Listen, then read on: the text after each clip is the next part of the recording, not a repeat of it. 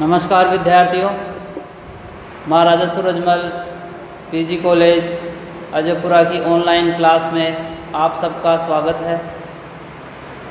हम अध्ययन कर रहे हैं रीतिकाल के बारे में और उनके कवियों के बारे में। हमने जैसे पूर्व में पढ़ा, रीतिकालीन साहित्यकारों को 3 वर्गों में बांटा गया है: रीतिबद्ध कवि, रीतिसिद्ध कवि और रीतिमुक्त कवि। आज हम रीतिमुक्त कवि घनानंद के बारे में चर्चा करेंगे। घनानंद समकालीन साहित्यकारों में बहुत ही प्रसिद्ध व बहुमुखी प्रतिभा के धनी थे। इनका जन्म 1673 ईस्वी में हुआ और मोहम्मद शाह रंगीले के ये मीर मुंशी रहे हैं। इनकी प्रमुख रचनाओं में सुजान हित प्रबंध है, सुजान सागर, यमुनायस, प्रीति पावस, वियोग वेली, कृपाकंद, इश्कलता आदि। कुछ विचारकों के अनुसार घनानंद कवित्व भी इनकी रचना है, जिसमें 502 कवित्व संग्रह किया गया है। और ये रीतिमुक्त कवि कहलाते हैं। इनके अलावा बोधा, आलम व ठाकुर कवि भी रीतिमुक्त कवियों के अंतर्गत ही आते हैं। लेकिन रीतिमुक्त कवियों में सर्वाधिक प्रसिद्धि घनानंद को मिली। कहा जाता है कि ये घनानंद राज दरबार की जो नर्तकी थी, सुजान नाम की एक राज नर्तकी थी, उससे इनका प्रेम हो गया और उसकी वजह से ऐसा माना जाता है कि दरबारियों ने बादशाह को कहा कि घनानंद बहुत अच्छा गाते हैं। तो घनानंद को कहा गया गाने के लिए, लेकिन घनानंद ने मना कर दिया। लेकिन दरबारियों ने फिर कहा कि ये सुजान के कहने पर ही अपना गीत सुनाएंगे। और जब सुजान ने उनको गाने के लिए कहा घनानंद जी को, तो घनानंद जी ने बहुत ही रोचक सरस कविता उनको गीत सुनाया। इससे राजा बहुत प्रसन्न हुए, लेकिन दुखी भी हुए, क्रोधित हो गए अपने अपमान की वजह से। जब घनानंद जी ने गीत सुनाया था, तब राजा की तरफ पीट करके सुनाया था। इस वजह से राजा जो बादशाह है वो क्रुद्ध हो गया और उसको घनानंद जी को देश निकाला दे दिया।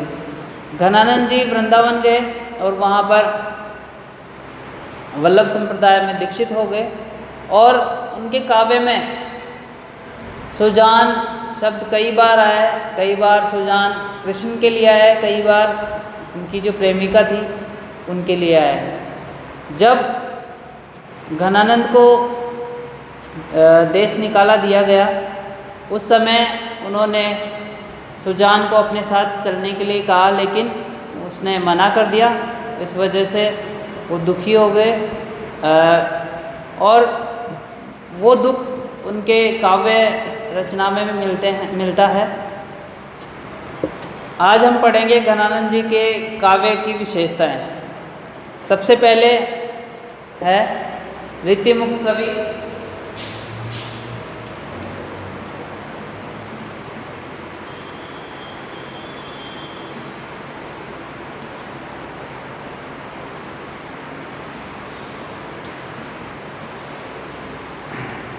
रीतिमुक्त कवि। रीतिमुक्त कवि वे कवि कहलाए जो लीक से हटकर साहित्य रचना की। उन्होंने किसी भी लक्षण ग्रंथों की रचना नहीं की। अपने साहित्य में छंद अलंकारों के उदाहरण नहीं दिए। वो स्वतः ही उनके साहित्य में मिलते हैं। लेकिन और रीतिमुक्त कवियों ने एक अलग से छंद लिखा। मुक्तक छंद में उन्होंने रचनाएं लिखी और वे रीतिमुक्त कवि कहलाए। इसके अलावा मैंने पूर्व में बताया कि रीतिकालीन कवियों को तीन वर्गों में बांटा गया है।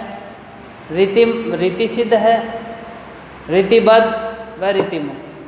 रीतिबद्ध कवि वे कवि कहलाए जिन्होंने लक्षण ग्रंथों की रचना की। रीति सिद्ध कवि वे कहलाए जिन्होंने रीतिपरक ग्रंथों की या लक्षण ग्रंथों की रचनाएं नहीं लिखी, लेकिन अपने काव्य में उनके उदाहरण और लक्षण लिए हैं। तीसरे नंबर पर आते हैं रीति मुक्त कवि, जिन्होंने काव्य शास्त्रों के नियमों का पालन नहीं किया, वे रीति मुक्त कवि कहलाए। जिनमें से प्रमुख जो कवि हैं वो है अपने घनानंद। घनानंद के जो साहित्य है वो वियोग श्रृंगार पर अधिक आधारित है और उन्होंने अपने साहित्य में वियोग को अधिक महत्व दिया। कुछ विचारकों ने घनानंद के लिए कहा है कि वे किराए के आंसू लेकर नहीं रोए, वे स्वतः ही उनके स्वभाव उनके अनुभव से स्वतः ही निकल आता है। अर्थात जो उनके काव्य में जो उनका अनुभव है वो स्वाभाविक है, इसमें बनावटीपन नहीं है अन्य कवियों की तरह। इस प्रकार कह सकते हैं कि रीतिकाल के सर्वाधिक प्रिय रीतिमुक्त कवि, रीतिमुक्त कवियों में सर्वाधिक प्रसिद्धि घनानंद जी को मिली। दूसरी इनके काव्यगत विशेषता है श्रृंगार वर्णन।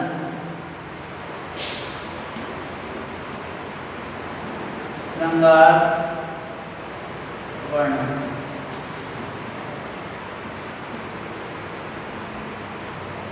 रीतिकाल के अन्य कवियों की तरह ही इन्होंने भी अपने काव्य में श्रृंगार वर्णन को अधिक महत्व दिया है और श्रृंगार वर्णन में वियोग वर्णन को अधिक महत्व दिया है।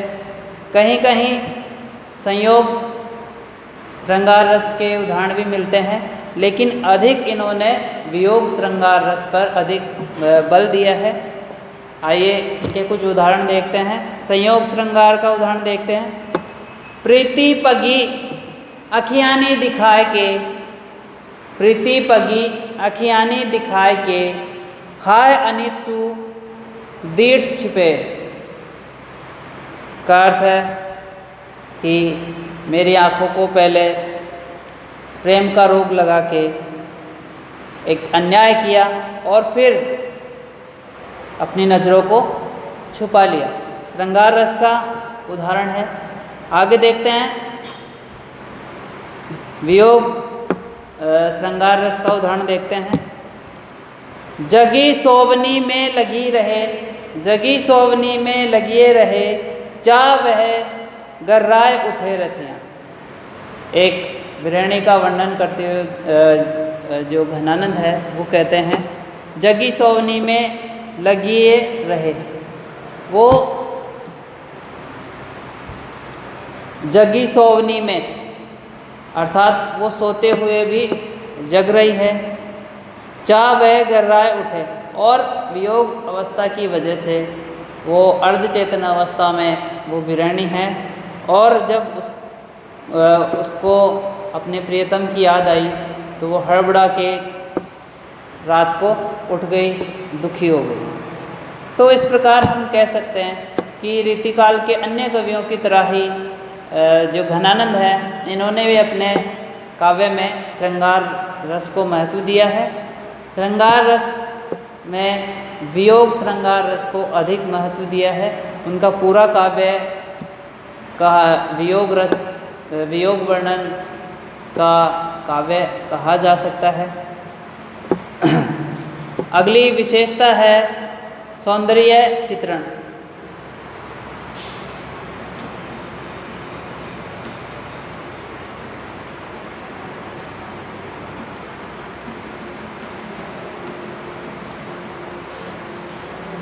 इन्होंने अपने काव्य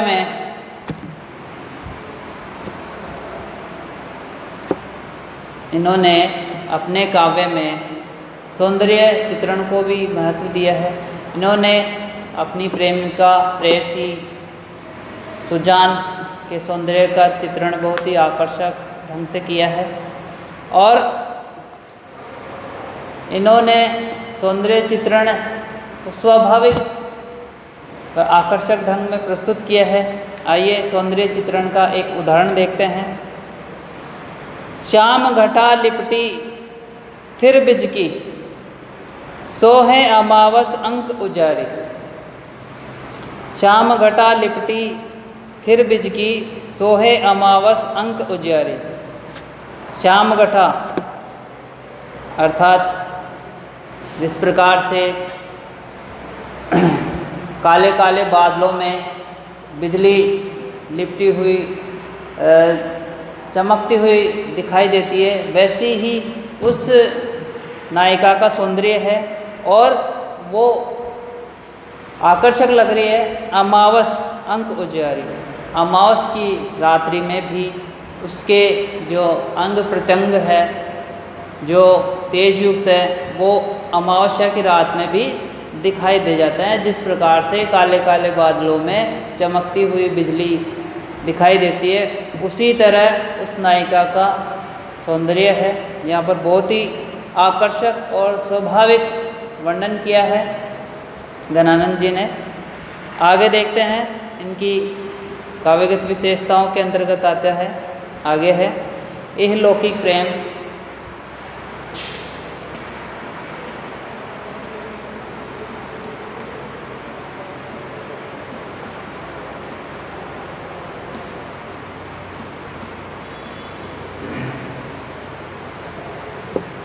सूफी कवियों ने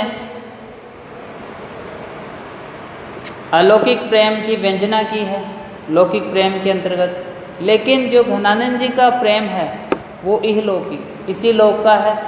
और जिस प्रकार से मानव अपने मन में बहुत सारे संवेग लिए अपना जीवन यापन करता है, वैसे ही उनमें से ही एक प्रेम संवेग है जो जिसका घनानंद जी ने स्वाभाविक वर्णन किया है। और जो घनानंद जी का जो प्रेम है वो इसी लोक का है। अलौकिक प्रेम की व्यंजना उन्होंने अपने काव्य में नहीं की है। आइए एक उदाहरण देखते हैं।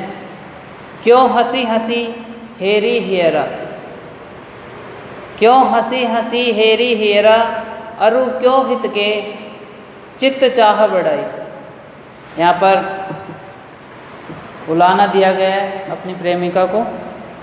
क्यों हंसी हंसी हेरी हेरा, कि आप नायिका को घनानंद जी कह रहे हैं कि पहले जो नायिका है उसने हंस हंस के मेरे हृदय के सभी स्थानों को छू लिया। हेरा का मतलब होता है हृदय और हेरी का मतलब ढूंढ लिया। मेरे हृदय की भावनाओं को उसने ढूंढ लिया।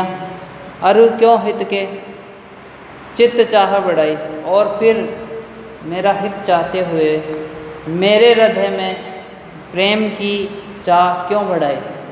अर्थात इसमें उलाना दिया गया है कि पहले तो हंस हंस के मुझसे प्रेम कर लिया और जब चाह बढ़ा दी, और जब वो चाह बढ़ गई तो मुझे छोड़ दिया। इस प्रकार इन पंक्तियों में साफ झलकता है कि इन पंक्तियों में इहलौकिक प्रेम का वर्णन है। आगे देखते हैं अन्य विशेषता, वो है रूपाशक्ति की प्रधानता।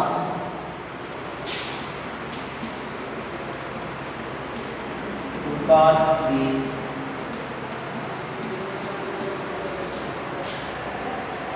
की प्रधानता।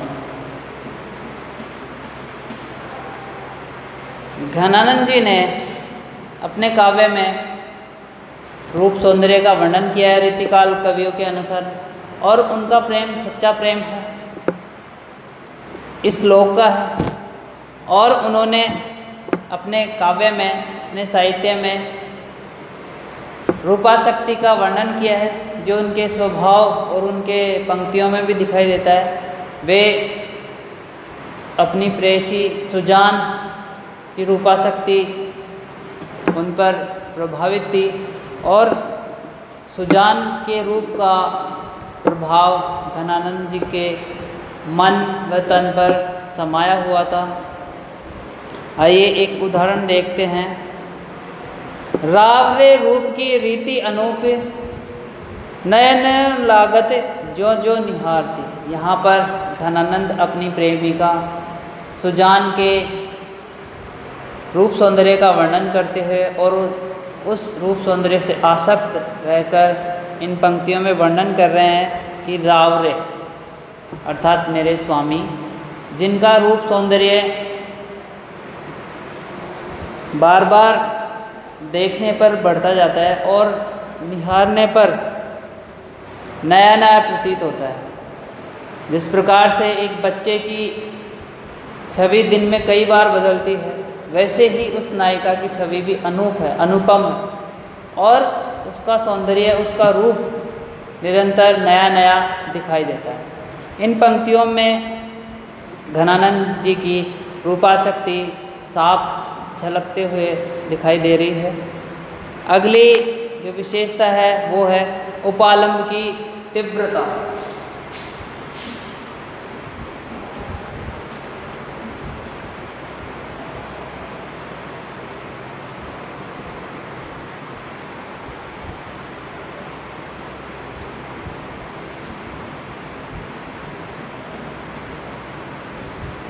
उपालंब की तीव्रता। उपालंब का मतलब होता है उलाहना देना। इन्होंने अपने साहित्य में कहीं कहीं अपने प्रेयसी सुजान को उलाहना भी दिया है और उनका उलाहना स्वाभाविक व प्रभाव उत्पन्न करने में सक्षम है। आइए उपालंब का एक उदाहरण देखते हैं। अति सूदो स्नेह का मार्ग, अति सूदो स्नेह को मार्ग, जहाँ शयनक बाँक नहीं, जहाँ शयनक बाँक नहीं। अर्थात यहाँ पर प्रेम की परिभाषा के साथ साथ अपने प्रेयसी सुजान को संदेश भी उपालंब भी दे रहे हैं घनानंद जी कि ये जो प्रेम का मार्ग है वो एकदम सीधा है, इस पे सयाने ही चल सकते हैं, सयानप बाँक नहीं, इस पर थोड़ा सा भी बाँक नहीं है, थोड़ी सी भी इसमें बाधा नहीं है, इसमें घुमाव नहीं है। और प्रेम को केवल सीधा व्यक्ति ही निभा सकता है, जिसमें कुटिलता है, कुचालता है, वो प्रेम को नहीं निभा सकता।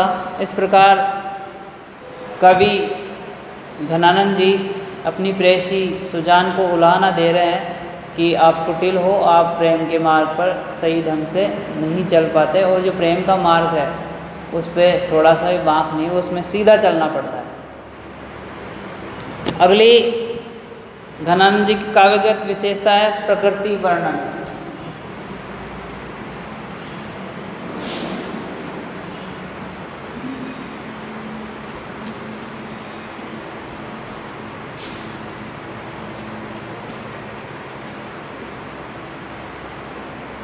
अन्य कवियों की तरह इन्होंने भी अपने काव्य में प्रकृति चित्रण को महत्व दिया है और जो कवि होगा वो प्रकृति के नज़दीक रहता है। प्रकृति का प्रभाव मनुष्यों पर पड़ता है, वही साहित्यकार अपने साहित्य में दिखाते हैं। देखते हैं जो घनानंद जी हैं उन्होंने प्रकृति वर्णन के अंतर्गत वृंदावन के जो क्रीड़ा स्थल है, यमुना विहार है और अन्य स्थलों के बारे में भी उन्होंने वर्णन किया है। और प्रकृति चित्रण के अंतर्गत एक उदाहरण देखते हैं। कभी पुरवैया हवा चलकर, कभी पुरवैया हवा चलकर, कभी बादल घिरकर, कभी बिजली चमककर, कारी कूर कोकिल काह को बेर काटती रही। यहाँ पर घनानंद जी कोयल को अपना बेरी मान रहे हैं और विरह व्यथा के कारण जो स्थिति अच्छी लगनी चाहिए थी वो उन्हें अप्रिय लग रही है। कभी पुरवैया हवा चल रही है, कभी बादल घिर रहे हैं, कभी बिजली चमक कर और कभी बिजली चमक रही है और उस पर अपने प्रियतम की याद आ रही है और उस पर ये कोयल मीठी मीठी बोल रही है। इसलिए ये कोयल घनानंद जी को अप्रिय लग रही है, बैरी, और कह रही है, घनानंद जी कहते हैं कहाँ को बैर काटती है, कहाँ का बैर निकाल रही है। तो इन पंक्तियों में प्रकृति वर्णन के अंतर्गत वर्षा ऋतु की स्थिति का वर्णन किया है। आगे देखते हैं, अगली जो विशेषता है वो है संदेश प्रेषणीयता।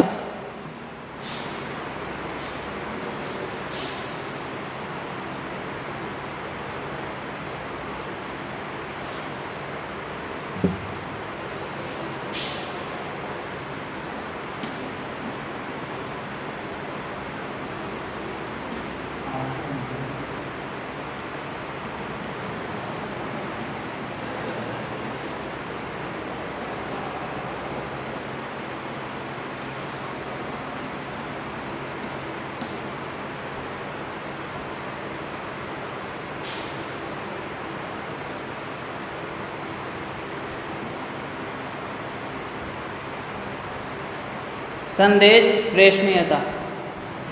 हर व्यक्ति या हर साहित्यकार अपने काव्य व साहित्य के माध्यम से कुछ ना कुछ संदेश देता है। इन्होंने भी अपने काव्य में अपनी प्रेयसी सुजान को विभिन्न प्रकार के संदेश पहुंचाए हैं और इन्होंने अपने संदेशों के माध्यम से सुजान को अपने प्रेम संबंधी जो विचार हैं वो भेजे हैं। एक उदाहरण देखते हैं, घनानंद जीवनदायक है, घनानंद जीवनदायक है, कुछ मेरिया पीर हिये परसों। यहाँ पर घनानंद जी अपने प्रेम के जो संदेश हैं वो सुजान को पहुँचा रहे हैं। अंतेत सजीवता से वर्णन किया है और इन पंक्तियों में घनानंद जी कह रहे हैं, घनानंद जीवनदायक है। यहाँ पर जो सुजान है वो जीवन दान देने वाली है और कुछ मेरियो पीर हिये परसों, मेरे हृदय पर जो पीर है, पीड़ा है, उस पर भी आप बरसो। ठीक, घनानंद अर्थात घन के समान आनंदित करने वाले जीवनदायिनी सुजान, आप मेरे हृदय की पीड़ा को हर लो। जिस प्रकार से मेघ वर्षा करके इस धरती की पीड़ा को भर लेते हैं, वैसे ही आप भी जीवनदायिनी हो। मेरे हृदय की पीड़ा पर बरस कर मेरे हृदय की पीड़ा को शांत करो। तो यहाँ पर संदेश प्रेषणीयता है। अगला उदाहरण है अगला जो पॉइंट है वो है वस्तु वर्णन।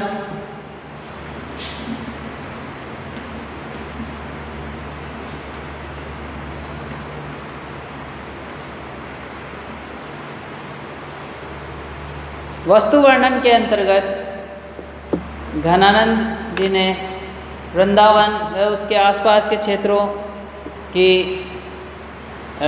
विभिन्न विशेषताओं के बारे में और स्थानों की चर्चा की है। उन्होंने ब्रज के गांव, यमुना, वृंदावन आदि की अत्यंत सजीवता के साथ वर्णन किया है। जहाँ जहाँ राधा व कृष्ण ने क्रीड़ा स्थल बने हुए हैं उनका भी उन्होंने वर्णन किया है। इस प्रकार कह सकते हैं कि वस्तु वर्णन की दृष्टि से भी घनानंद जी का काव्य अत्यंत उत्तम कहा जा सकता है। अगले विशेषता है भाषा। भाषा प्रयोग।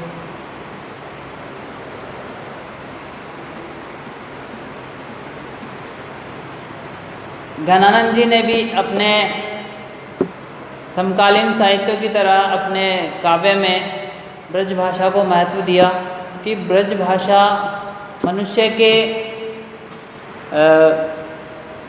स्वभाव को, मनोभाव को व्यक्त करने के लिए उचित समझी जाती थी उस समय में, और श्रृंगारिक पदों के लिए सर्वाधिक उपयुक्त भाषा मानी गई है विचारकों के द्वारा। और इनकी भाषा में ब्रज के कुछ शब्द साफ सुथरी प्रसंगानुकूल है, लाक्षणिक भाषा का प्रयोग किया है। और आचार्य रामचंद्र शुक्ल ने घनानंद जी को धीर वीर विरह का कवि कहा है और लाक्षणिक शब्दावली का प्रयोग करने वाला कवि कहा है। इनके साहित्य में वर्णनात्मक, विवेचनात्मक, प्रभावोत्पादक नामक शैली का प्रयोग किया गया है। लाक्षणिक शैली भी अधिक मिलती है। अगला है अलंकार प्रयोग।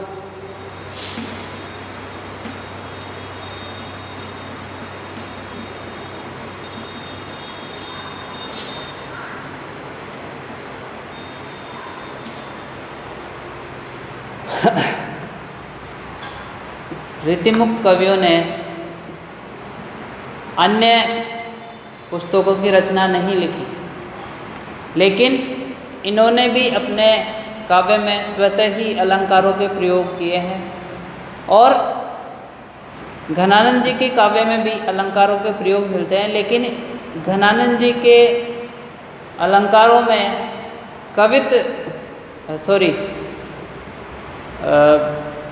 अलंकारों का प्रयोग स्वतः ही हुआ है, जिनमें उत्प्रेक्षा, अनुप्रास, उपमा, श्लेष, यमक आदि अलंकारों का प्रयोग किया गया है। घनानंद शब्द में श्लेष अलंकार है। कहीं ना कहीं घनानंद कहीं कृष्ण के लिए आया है, कहीं काले मेघों के लिए आया है, कभी स्वयं घनानंद के लिए आया है, तो इसमें श्लेष अलंकार है।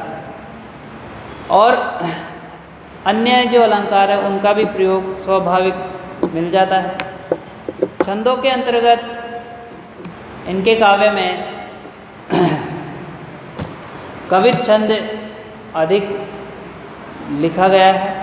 इनके काव्य में कवित छंदों के उदाहरण अधिक मिलते हैं, जो और घनानंद कवित उस वक्त काफ़ी प्रसिद्ध हुए थे। अगली विशेषता है छंद प्रयोग।